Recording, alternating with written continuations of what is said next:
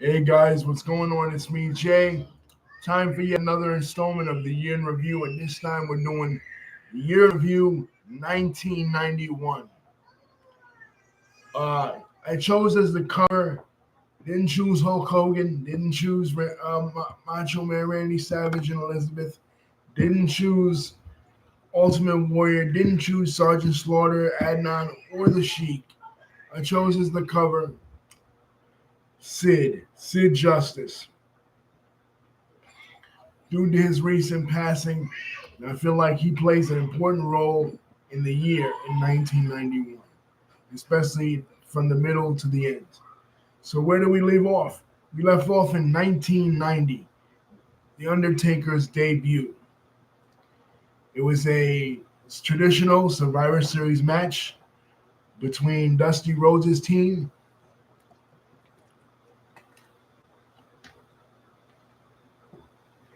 and a team of Ted DiBiase.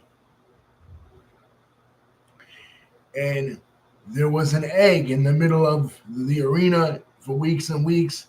Everybody was talking about what's in this egg. What's in the egg? And everybody thought it was going to be The Undertaker, Mark Calloway, known as Mark Callis in WCW, coming over. And his name was supposed to be the Eggman. Now, thank God he retired at the Survivor Series 2022 with an illustrious career. And he returned this year at WrestleMania to interfere on behalf of Cody Rhodes. But thank God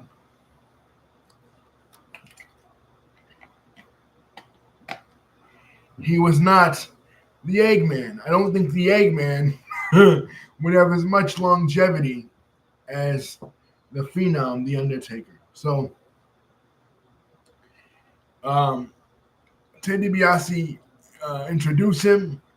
He goes on to take on everybody, demolishes Coco Beware, demolishes the American Dream, Dusty Rhodes, and is the sole survivor of his team.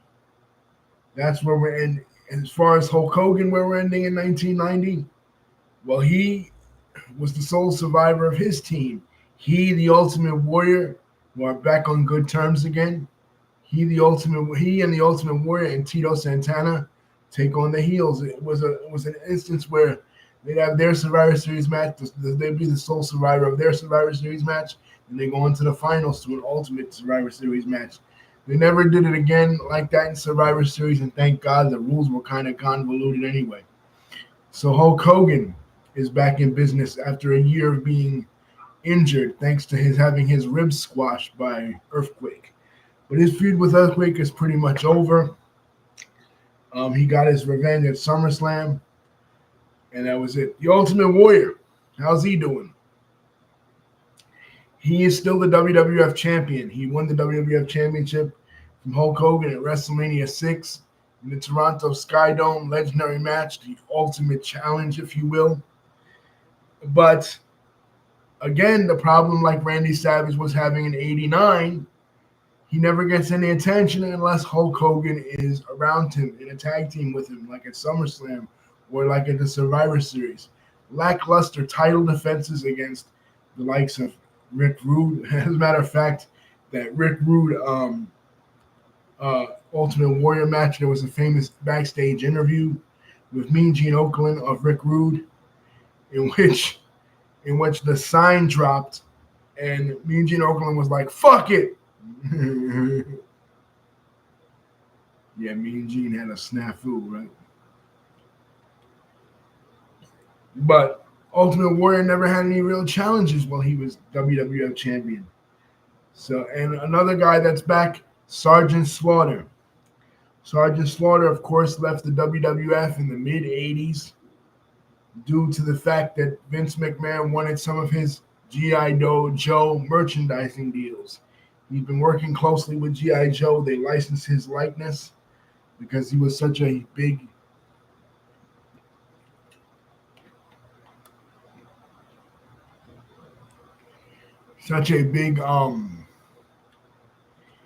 heel.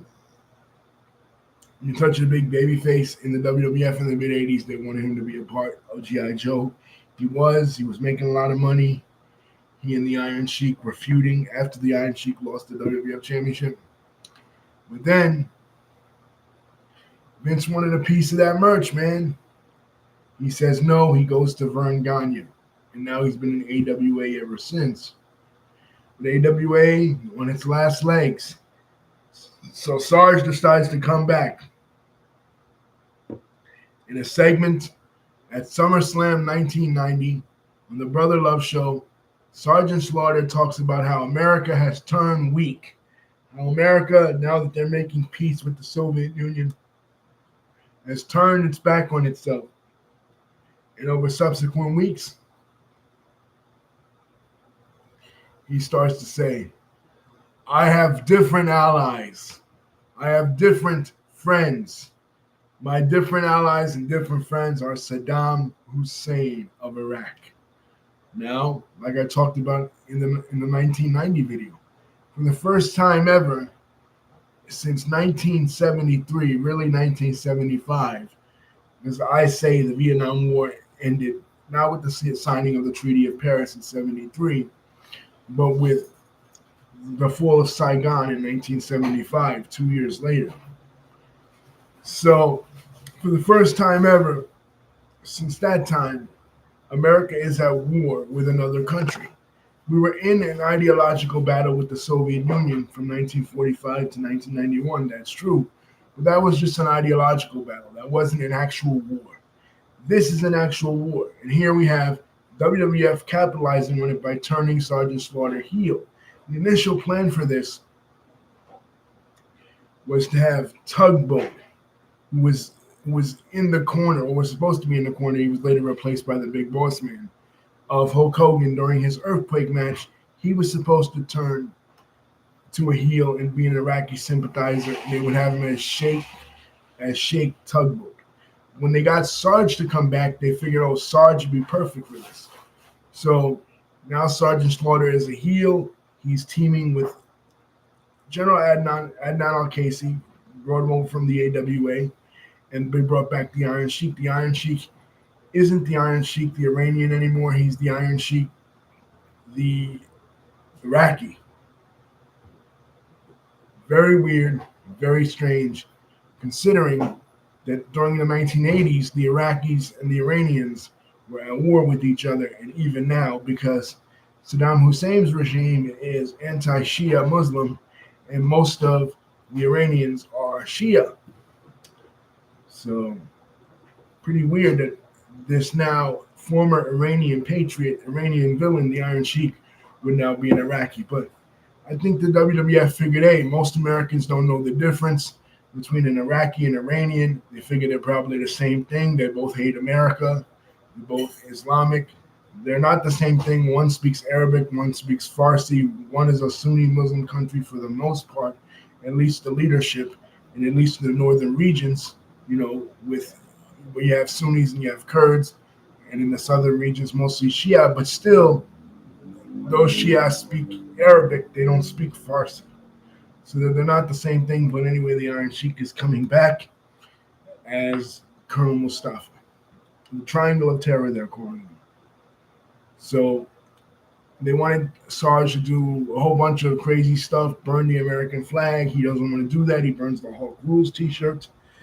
And he's headed to WrestleMania 7 to face Hulk Hogan. But before that happens, at the Royal Rumble, Sherry Martel gets on her knees, incredible promo, and begs the Ultimate Warrior for a title shot. Macho King Randy Savage wants his title shot. And please give me a title shot. Give us a title shot. After his match with Sergeant Slaughter at the Royal Rumble. So he says he will.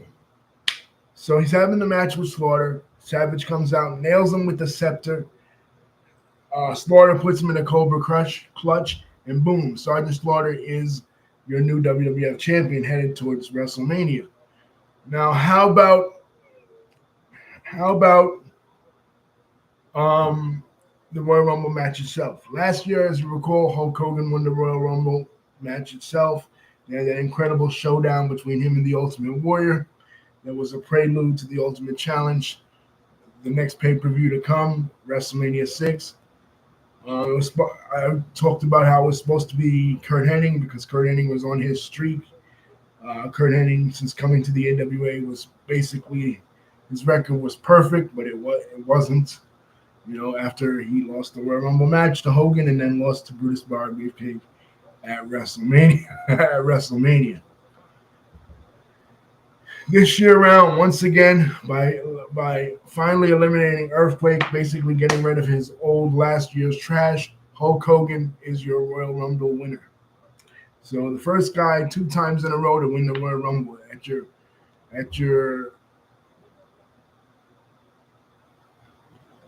your fourth Royal Rumble, fourth edition of the Royal Rumble. So again, that's not the reason why he faced Sergeant Slaughter at WrestleMania, because they didn't have that stipulation until 1993. It was just bragging rights, basically. So we got 2 matches set. Randy Savage versus the Ultimate Warrior, which will later become a career-ending match. And we got Sergeant Slaughter versus Hulk Hogan for the WWF Championship. What other matches of note to look for here in the Royal Rumble? Well, you got the Barbarian taking on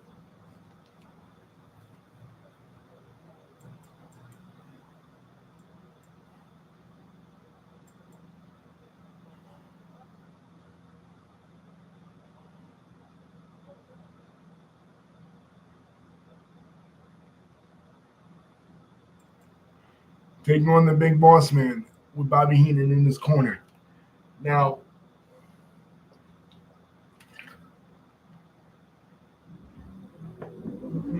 we didn't talk a lot about the Big Boss Man and his transformation as a character as it would go down. In late night, in like the middle of 1990, as you guys recall, Jake the Snake Roberts had a feud with Ted DiBiase. And they went on to face each other at WrestleMania 6. So during this match at WrestleMania 6, Jake the Snake Roberts steals the $1 Million Championship from Ted DiBiase. So Ted DiBiase, on an episode of the Brother Love Show, hires the Big Boss Man, because remember, he's a cop. He hires the Big Boss Man. He's managed by Slick. He hires the Big Boss Man to get the title back from Jake the Snake Roberts for him. So he gets it back. He beats down Jake the Snake Roberts, who's a babyface, and he gets it back for him. Now, they're in the Brother Love Show, and Ted DiBiase offers Ray Traylor, aka the Big Boss Man, money. Now, the Big Boss Man's like, I did what was right. I abide by law, order, and justice. I don't want no money. I just did what was right because that's the right thing to do, right? So he then turns on Ted DiBiase. And now the Big Boss Man is a babyface. He starts feuding with his former tag team partner, Akeem, while Akeem is still in the World Wrestling Federation. He won't be there for long.